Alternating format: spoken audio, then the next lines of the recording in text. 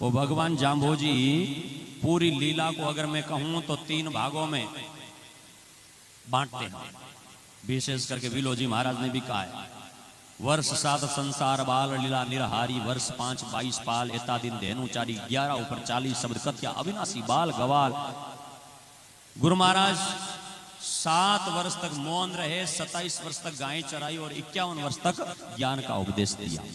उसमें जब 7 वर्ष तक मौन रहे तो एक दिन लोवट, हंसा, फूलोजी, इन तीनों ने बैठे बैठे कुछ बातें करी और बातें करते करते फूलोजी ने कहा कि हंसा से नागौर में इस समय एक तांत्रिक भोपा आया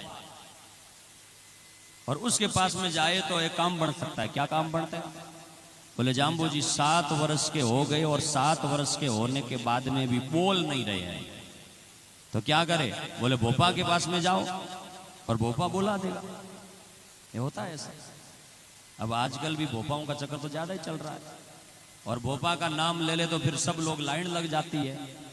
कई जगह पर तो रात में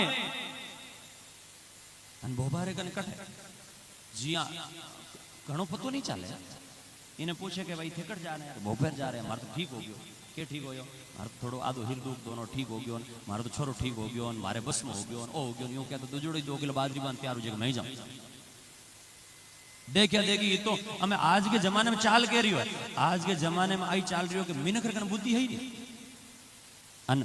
भगवान ये मिनक ने इतनी बढ़िया बुद्धि देने भेजी, बस नकल करनी शुरू कर दी। आप रो विवेक है ही नहीं। अब पूरी जागरण रमाई, अगर एक कोई नयो कपड़ो पहर आज तो काल हगड़ा तैयार हो जाएगा, मनी बेड़ो पहन एडी नकल शुरू कर दे।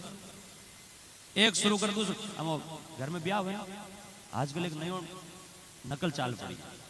ब्याह हुए जिनको एक ब्याह पहली एक रस्म होया करे हल्दी रस्म, भी हल्दी रस्म तो है 10-20 एक पीड़ा पीड़ा पैर उबारे झगड़ा, क्योंकि एक जनो पैर उबो हो हगड़ा है घर हो गया। कोई बुद्धि नहीं, कोई विवेक नहीं, कोई विचार नहीं। अब हल्दी तो आयुर्वेद में ही एक एड़ो प्रोडक्ट है, हल्दी का ही काम करे। पहली जब बीन बनावता दूल्हो बनावता तो हल्दी लगावता, हम पीड़िया कपड़ा पे यूं के हल्दी चामड़ी में तो लगावे तो आयुर्वेद यूं कहवे कि बा मरद त्वचा है बिने सही करे और चामड़ी में थोड़ी सी जान आवे, चमक आवे, ठीक आवे। पट लगोड़ी काम पण वो छोड़ो पेरोड़ की काम आवे पीड़ो पण वो एक पेरियो 2 5 20 50 इंतर एक ब्याह में एक वो कैमरालो आयो और पण फोटो खांचन भेजो दूजड़ो ब्याह होवे ने मारी बेटा लाना देखा देखी हरु कोई लेनो देनो नहीं।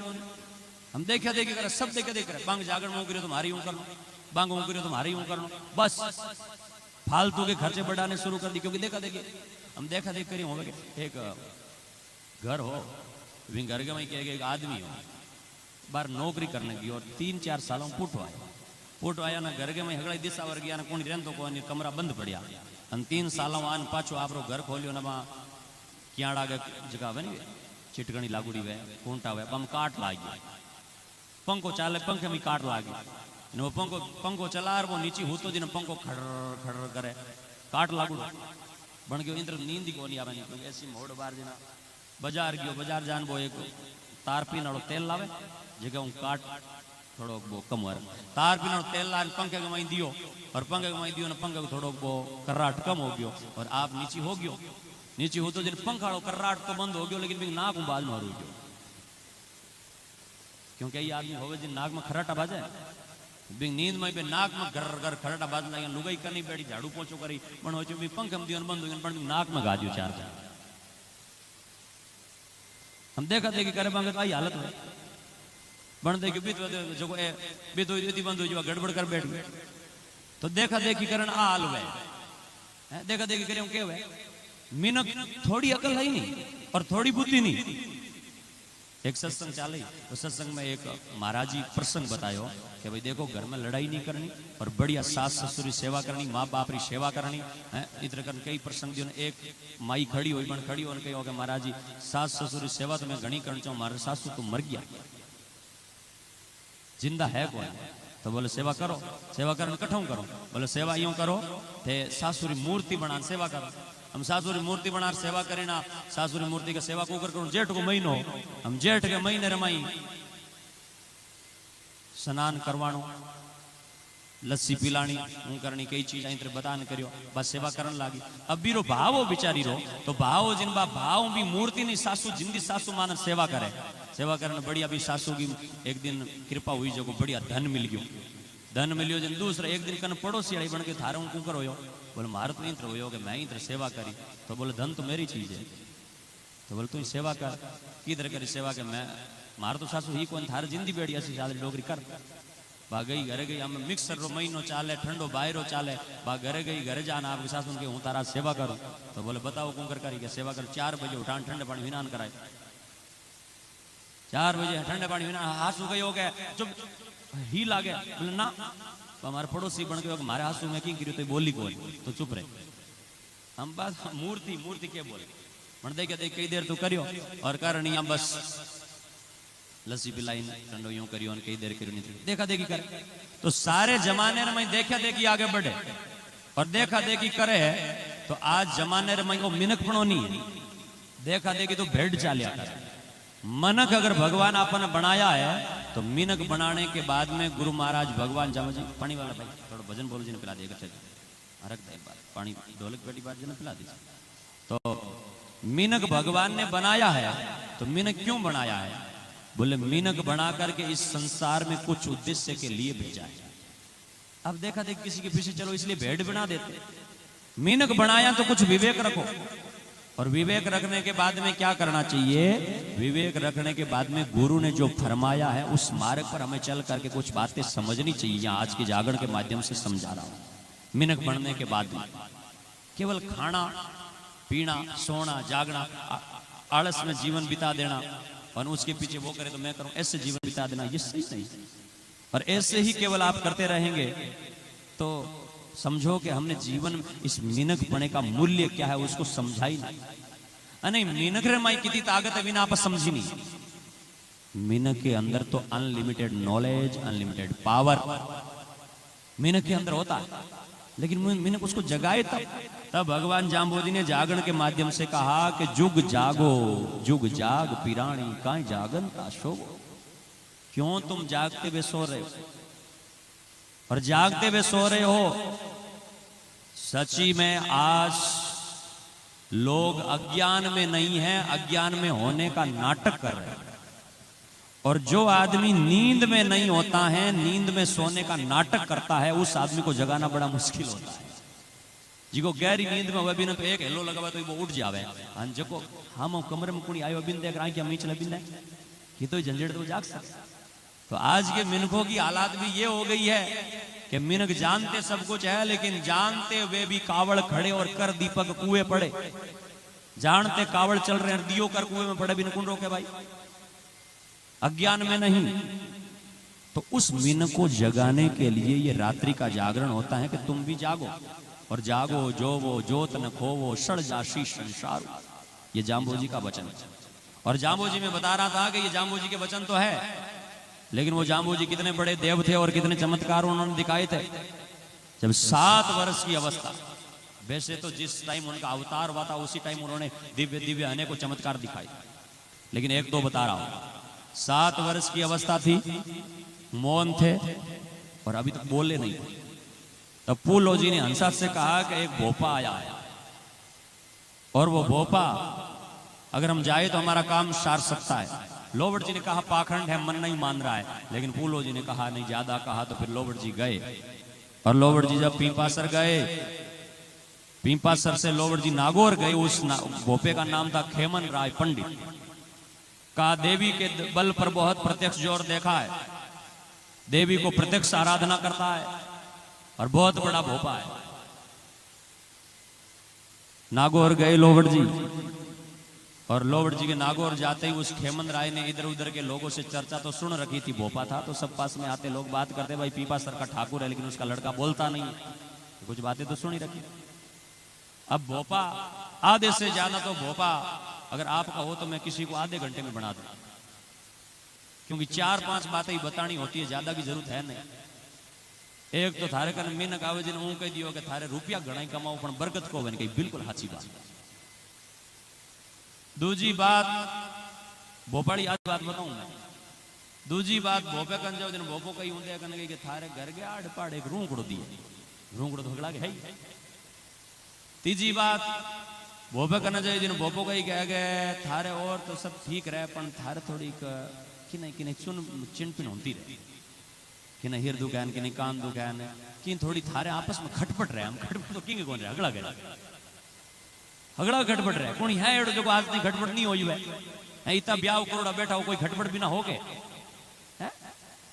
भाई आ तो हुई अन थोड़ी कि नहीं कान दुकान की नहीं हिर और तो किंग छोटी मोटी चीजा तो होती रहे क्योंकि शरीर है और शरीर में तो मेरी दुख है कदी कदी कान दुखन लाग जाए कदी आंख दुख जाए कदी हिर दुख जाए कोई छोटी मोटी गैस की समस्या कोई प्रॉब्लम हो जाती है अन पछू के थारे रुपया तो घणा ही कमावे पण बरकत पछ कही के नहीं थे काम तो घर में घणो ही करो पण जीतो काम करो नहीं भी तो थन जस को मिलनी अन ओ के हां बात तो सही अब ए रटोड़ी बात है इती बात सुनी हो गयो बोपा कॉमन बात है केवे अन बोपो यूं बात कर वो खेमंद राय भी लोबड़ जी ने कहो कि भाई थारे एक छोरो है छोरो बोले नहीं लोबड़ जी थारी बात तो हाची है ना कहीं बोलाओ भोपा जी यो बोलाओ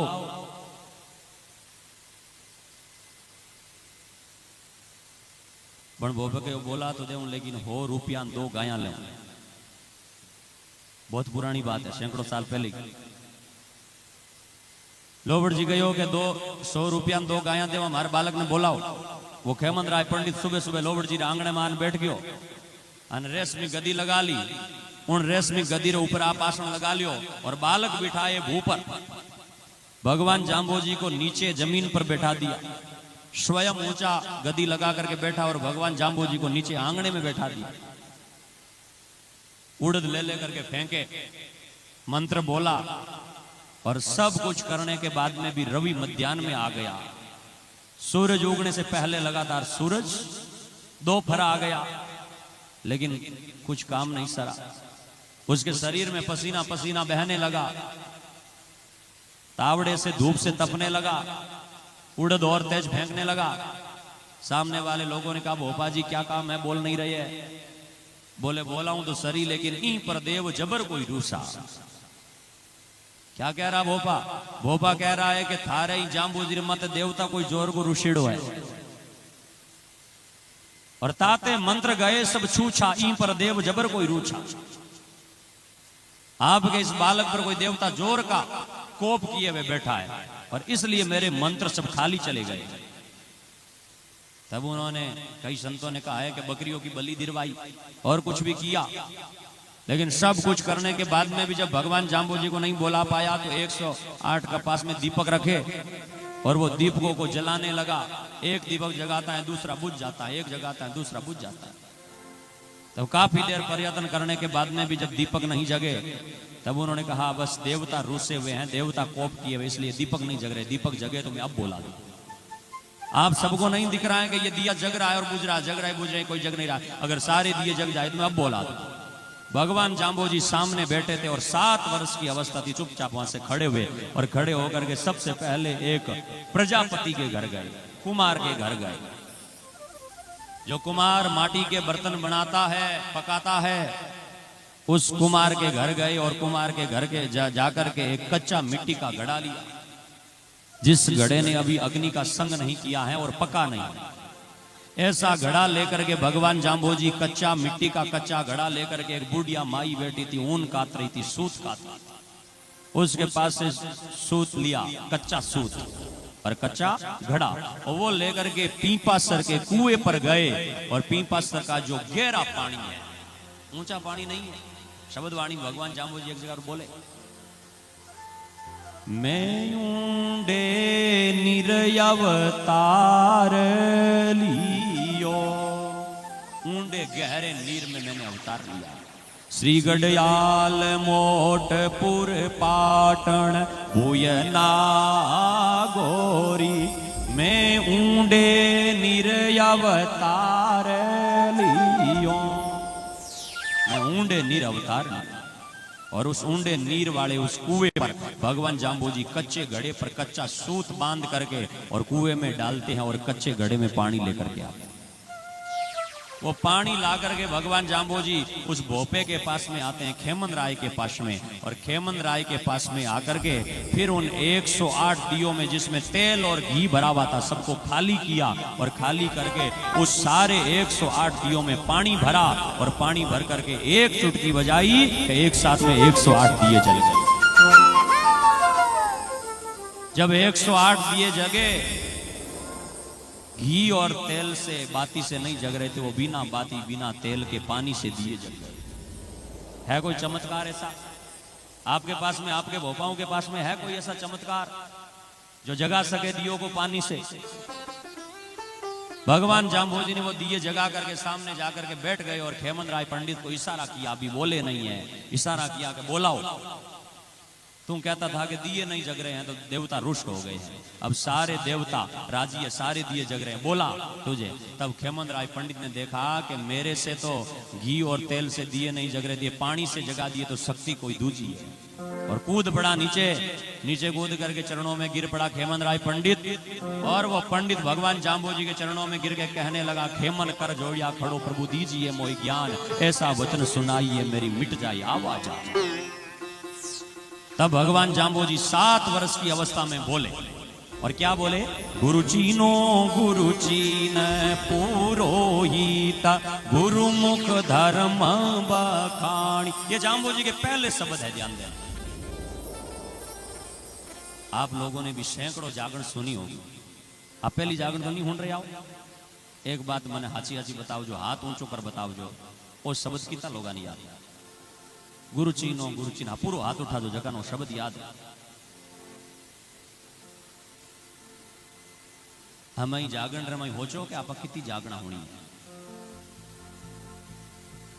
जिन जागरणों में बैठने के बाद में जाम्बोजी पहला शब्द क्या बोले, अगर वो शब्द भी याद नहीं है तो जागरणों से क्या सीख रहे?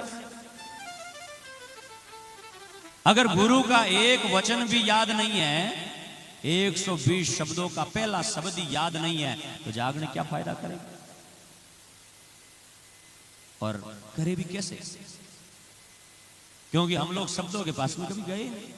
जहां तुम्हारा दुख मिटता है वहां तो तुम गए नहीं, जहां तुम्हारे कानों को संतोष मिलता है और रात भर टम टम टम टम बजा करके 1-2 बजे तक नाच लेते हो, वहां तो तुम बैठे। लेकिन जहां दुख मिटता है, जहां से सारी दुविधाएं खत्म होती हैं, गुरु के बोलने हुए मंत्र, वहां तो तुम बैठे ही नहीं। अब एक बात बताओ कि जो आदमी रात को 3 बजे तक जागरण में बैठेगा, जागरण 3 बजे तक चलता है, 2-3 बजे तक तो चलता ही चलता है। अब 3 बजे तक जो आदमी जागरण में बैठेगा, वो सुबह कितने बजे उठेगा भाई?